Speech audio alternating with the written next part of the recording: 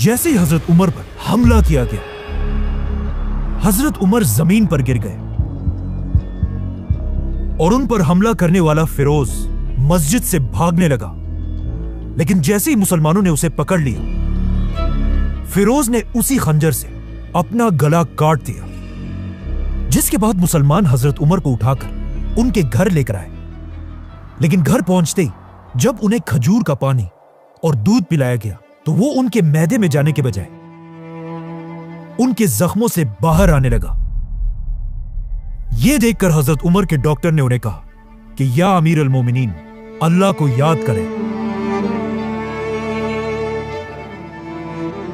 کیونکہ اب آپ کا زندہ رہنا امپاسبل ہے۔ اب جب حضرت عمر نے اپنے ہی موت کی خبر سنی تو وہ اس سوچ میں پڑ گئے کہ مسلمانوں کی اس خلافت، جو دنیا کی سب سے بڑی سپر پاور تھی، کا نیا خلیفہ کون ہوگا۔ تو اب حضرت عمر سے ان کے منسٹرز، جنرلز اور بڑے بڑے صحابہ آ کر ملنے لگے اور سب مل کر حضرت عمر کو اسلام کے تیسرے خلیفہ کے بارے میں اپنی رائے دینے لگے۔ تو سب سے پہلے ایک آدمی نے حضرت عمر کو اپنی رائے دی کہ یا امیر المومنین، آپ دنیا کے اتنے بڑے خلیفہ ہیں اور دنیا کا رواج یہ ہے کہ ہر بڑے بادشاہ کے بعد اسی کا بیٹا بادشاہ بنتا ہے، تو اب آپ بھی اپنے بعد اپنے بیٹے عبداللہ بن عمر کو مسلمانوں کا نیا خلیفہ بنائیں۔ یہ سن کر حضرت عمر نے اسے دیکھا اور کہا، اللہ تمہیں تباہ کرے، افسوس ہے تمہاری اس سوچ پر۔ میں نے اپنی پوری زندگی میں کبھی بھی یہ نہیں چاہا کہ مسلمانوں کی خلافت میرے خاندان کو ملے، کیونکہ حضرت عمر یہ نہیں چاہتے تھے کہ مسلمانوں کی خلافت بھی رومن اور پرشین امپائر کے بادشاہوں کی طرح صرف ایک خاندان کے کنٹرول میں رہے۔ اب جب حضرت عمر نے سب کے سامنے اپنے بیٹے کو خلافت سے دور کر دیا تھا تو مدینہ کے سارے لوگ حیران تھے کہ آخر حضرت عمر کس کو خلیفہ نومینیٹ کریں گے۔ فائنلی حضرت عمر نے اپنے بیٹے کو پاس بلایا اور اسے کہا، لکھو، میں اپنے بعد صرف 6 لوگوں کو مسلمانوں کا خلیفہ بننے کے قابل سمجھتا ہوں۔ یہ 6 صحابہ کوئی عام لوگ نہیں تھے، بلکہ ان سب کا تعلق ان 10 لوگوں سے تھا جنہیں رسول اللہ صلی اللہ علیہ وسلم نے اپنی زندگی میں جنت کی خوشخبری سنائی تھی، جنہیں 10 مبشرہ 10 بلیس صحابہ کہا جاتا ہے۔ لیکن اب مسئلہ یہ تھا کہ ان 10 صحابہ میں ایک تو حضرت عمر خود تھے اور 2 صحابہ ان سے پہلے ہی فوت ہو چکے تھے، اور 7 صحابہ ایسے تھے جو اب بھی زندہ تھے۔ تو حضرت عمر نے ان 7 صحابہ میں سے 6 کو خلافت کے لیے نومینیٹ کیا اور صرف ایک کو باہر رکھا، کیونکہ اس صحابی کا نام سعید بن زید تھا، اور یہ حضرت عمر کے کزن اور انہی کے قبیلے سے تھا۔ مطلب حضرت عمر اگین یہ نہیں چاہتے تھے کہ خلافت کسی ایک خاندان کے کنٹرول میں آئے، چاہے وہ خاندان ان کا اپنا ہی کیوں نہ ہو۔ ساتھ ہی حضرت عمر نے یہ آرڈر بھی دیا کہ میرے بیٹے عبداللہ بن عمر کو بھی خلافت کے اس فیصلے میں شامل کیا جائے، لیکن اسے مسلمانوں کا خلیفہ بننے کی اجازت نہیں۔ حضرت عمر نے وفات سے پہلے مسلمانوں کو کلیئر آرڈرز دیے تھے کہ مجھے دفنانے کے فوراً بعد ان 6 صحابہ کو مدینہ کے ایک گھر میں بند کر دیا جائے تاکہ یہ خلیفہ کا فیصلہ کر سکے، جس کے بعد ان کے پاس صرف 3 دن کا ٹائم ہوگا کہ یہ لوگ آپس میں ڈیسائیڈ کر کے کسی ایک کو مسلمانوں کا تیسرا خلیفہ بنائے، اور ساتھ ہی 50 لوگوں کو تلواروں کے ساتھ اس گھر کے باہر ان کی حفاظت کے لیے کھڑا کیا جائے۔ ایسا حضرت عمر نے اس لیے بھی کیا کہ ان 6 لوگوں میں سے کوئی بھی خلیفہ کے اس الیکشن کے دوران اپنے قبیلے کے لوگوں سے نہ مل سکے، تاکہ وہ ان کے ذہنوں میں ادھر ادھر کی باتیں نہ ڈالیں اور یہ خود اپنی مرضی سے فیصلہ کریں۔ اور پھر حضرت عمر نے اپنا آخری حکم دیا کہ جب یہ 6 صحابہ کسی ایک کو خلیفہ بنا دیں، اس کے بعد ہر آدمی کو یہ فیصلہ ماننا ہوگا، اور جو نہ مانے اس کا سر کاٹ دیا جائے۔ اس طرح حضرت عمر نے مسلمانوں کی تاریخ کے پہلے الیکشنز کا سسٹم بنایا، اور صرف مسلمانوں کے نہیں بلکہ یہ دنیا کے سب سے پہلے الیکشنز میں سے ایک تھا۔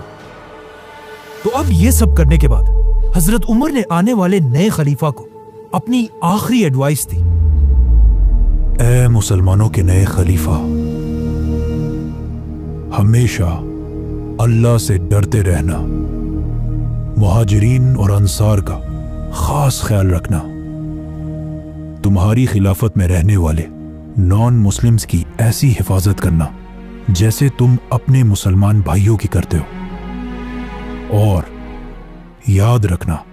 کبھی بھی اپنے خاندان کے لوگوں کو مسلمانوں کی گردنوں پر سوار مت کرنا۔ ناؤ جیسے ہی حضرت عمر کو دفنایا گیا، یہ 6 صحابہ مدینہ کے ایک گھر میں جمع ہوئے اور حضرت عمر کے آرڈرز کے مطابق اسلام کے تیسرے خلیفہ کا فیصلہ کرنے لگے۔ اب اگر ان 6 صحابہ کی لائفز کو غور سے دیکھا جائے تو ان میں سے 3 صحابہ ایسے تھے جو حضرت عمر کے دور میں فوجی جنرلز تھے، اور باقی 3 ایسے تھے جو سیویلینز تھے۔ تو جیسے ہی ووٹنگ شروع ہوئی، ان 3 فوجی صحابہ نے اپنے آپ کو خلافت کی ریس سے باہر کر دیا اور اپنا ووٹ باقی 3 سیویلین صحابہ کو دیا، جس میں سب سے پہلے زبیر رضی اللہ تعالیٰ عنہ نے اپنا ووٹ حضرت علی رضی اللہ تعالیٰ عنہ کو دیا، حضرت طلحہ نے اپنا ووٹ عثمان رضی اللہ تعالیٰ عنہ کو دیا، اور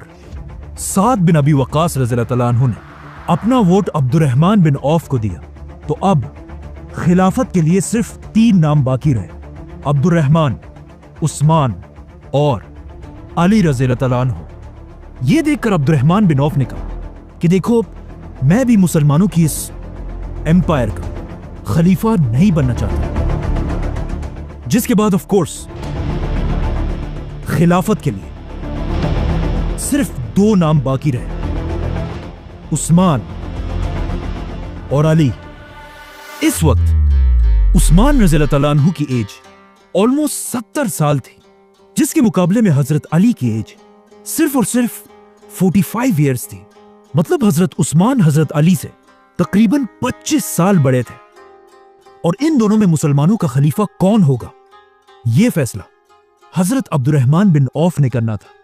کیونکہ انہوں نے ابھی تک اپنا ووٹ کسی کو نہیں دیا تھا۔ اب جب مسلمانوں کا نیا خلیفہ چوز کرنے کی ساری طاقت عبد الرحمن بن عوف کے ہاتھ میں تھی، جو ایک بہت بڑی ذمہ داری تھی، تو اب اس کا فیصلہ کرنے سے پہلے عبد الرحمن بن عوف رضی اللہ تعالیٰ عنہ مدینہ کے بڑے بڑے صحابہ کے پاس گئے اور ان سے ان کی رائے پوچھی، جس کے بعد وہ مسلمانوں کی فوج کے کمانڈرز کے پاس گئے، ان کی بھی رائے لی، اور خلیفہ کے اس ڈیسیژن میں عبد الرحمن بن عوف نے مدینہ کے عورتوں سے بھی مشورہ کیا۔ اسی طرح عبد الرحمن بن عوف مدینہ کے یوتھ اور ایون غلاموں کے پاس بھی گئے کہ اسلام کا نیا خلیفہ کس کو ہونا چاہیے۔ تو اب ان سب لوگوں سے ملنے کے بعد عبد الرحمن بن عوف کو یہ بات کنفرم ہو چکی تھی کہ پورے عرب میں حضرت عثمان اور علی رضی اللہ تعالیٰ عنہ سے زیادہ کوئی بھی خلافت کا حقدار نہیں ہے۔ لیکن ان سب لوگوں سے بات کرنے کے بعد عبد الرحمن بن عوف نے نوٹ کیا کہ عرب کی عوام میں حضرت عثمان کی پاپولیرٹی حضرت علی سے تھوڑی سی زیادہ ہے، اور ایسا اس لیے تھا کیونکہ حضرت عثمان ایک صحابی ہونے کے ساتھ ساتھ اس خلافت کے سب سے امیر آدمی بھی تھے، اور مسلمانوں کی اس پوری خلافت میں اپنی جنراسٹی اور سخاوت کی وجہ سے مشہور تھے، جس کی وجہ سے عرب کے عام لوگ حضرت عثمان کو بہت پسند کیا کرتے تھے۔ اس کے علاوہ ایک پوائنٹ یہ بھی تھا کہ اب تک حضرت عمر اپنے 10 سال کی خلافت میں ایک بہت ہی سخت خلیفہ تھے، اور انہوں نے اپنے 10 سالوں میں بہت ہی اسٹرکٹ رولز بنائے تھے۔ لیکن حضرت عثمان کے بارے میں یہ مشہور تھا کہ یہ حضرت عمر سے بالکل اپوزٹ ایک بہت ہی نرم دل انسان ہے، اور حضرت علی کے بارے میں سب کو پتا تھا کہ وہ بھی حضرت عمر کی طرح ایک سخت خلیفہ بنے گا۔ یہ دیکھ کر حضرت عبد الرحمن بن عوف عثمان رضی اللہ تعالیٰ عنہ کے پاس گئے اور ان سے پوچھا کہ تمہارا کیا خیال ہے، اگر تم میری جگہ ہوتے تو کس کو خلیفہ بناتے؟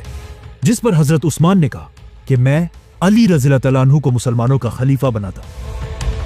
इसी तरह हजरत अब्दुर्रहमान अली रज़ी अल्लाह तआला अन्हु के पास भी गए और उनसे भी यही बात पूछी। तो हजरत अली ने भी कहा, मैं मुसलमानों का खलीफा उस्मान को बनाता। जैसे ही 3 दिन पूरे हुए, मदीना के सारे मुसलमान फजर की नमाज में मस्जिद नबवी में जमा हुए और इस बात का इंतजार करने लगे कि मुसलमानों का नया खलीफा कौन होगा। कहा जाता है कि उस दिन मस्जिद में इतने लोग जमा थे कि इवन हजरत उस्मान को भी बैठने की जगह नहीं मिली और वो मस्जिद के सबसे आखिर में जाकर बैठे। नाउ पूरी मस्जिद खामोशी से तीसरे खलीफा के नाम का इंतजार करने लगे। तो अब्दुर्रहमान बिन औफ इन सब के सामने खड़े हुए और एक लंबी दुआ करने के बाद सबसे पहले हजरत अली को अपने पास बुलाया और उनका हाथ पकड़कर पूछा, अली, क्या तुम अल्लाह, उसके रसूल और अबू बकर और उमर के तरीके पर चलोगे? तो हजरत अली ने कहा कि मैं उतना ही कर सकता हूं जितना मुझ में ताकत हो, मतलब I will do my best. जिसके बाद अब्दुर्रहमान बिन औफ ने हजरत उस्मान को अपने पास बुलाया, उनका हाथ पकड़ा और उनसे भी यही सेम बात पूछी, जिस पर हजरत उस्मान ने कहा कि अल्लाह की कसम मैं ऐसा ही करूंगा। आखिर अब्दुर्रहमान बिन औफ ने अपने हाथ उठाए, आसमान की तरफ देखा और कहा, या अल्लाह, खिलाफत की जो जिम्मेदारी आपने मेरे ऊपर डाली थी उसे मैं आज उस्मान के हवाले करता हूं और यही मुसलमानों का नया खलीफा होगा। यह सुनकर सबसे पहले हजरत अली ने उस्मान रज़ी अल्लाह तआला अन्हु के हाथ पर बैत की, जिसके बाद मस्जिद में बैठे सारे लोग हजरत उस्मान के पास आकर उनके हाथ पर बैत करने लगे। तो हजरत उस्मान मस्जिद नबवी में रसूलुल्लाह सल्लल्लाहु अलैहि वसल्लम के मिंबर पर चढ़े और अपनी खिलाफत की पहली स्पीच की, जिसमें उन्होंने लोगों को दुनिया की मोहब्बत छोड़कर आखिरत की जिंदगी की तैयारी करने का हुक्म दिया। ऑलमोस्ट 70 साल की उम्र में खलीफा बनने के बाद हजरत उस्मान ने अपना सबसे पहला हुक्म यह दिया कि मुसलमानों की इस खिलाफत की पूरी फौज और गवर्नमेंट ऑफिसर्स की तनख्वाहों को बढ़ा दिया जाए। और फिर मदीना से हजरत उस्मान ने सारे गवर्नर्स की तरफ लेटर्स भेजे, कूफा, बसरा, दमश्क, अलेक्जेंड्रिया। इन लेटर्स में हजरत उस्मान ने क्लियर ऑर्डर दिया था कि हजरत उमर तो दुनिया से चले गए हैं, लेकिन मुसलमानों की यह खिलाफत अब भी उसी तरह चलेगी जैसे हजरत उमर के दौर में थी। अब जैसे ये लेटर्स मदीना से इन गवर्नर तक पहुंचे तो वो सब इन लेटर्स को पढ़कर हैरान रह गए, क्योंकि पहली बार ये लेटर्स खलीफा उमर बिन खत्ताब की तरफ से नहीं बल्कि अमीरुल मोमिनीन उस्मान बिन अफ़ान की तरफ से थे। और इस तरह इस्लाम का एक नया दौर शुरू हुआ, खिलाफत ऑफ उस्मान रज़ियल्लाहु अन्हु। सब्सक्राइब।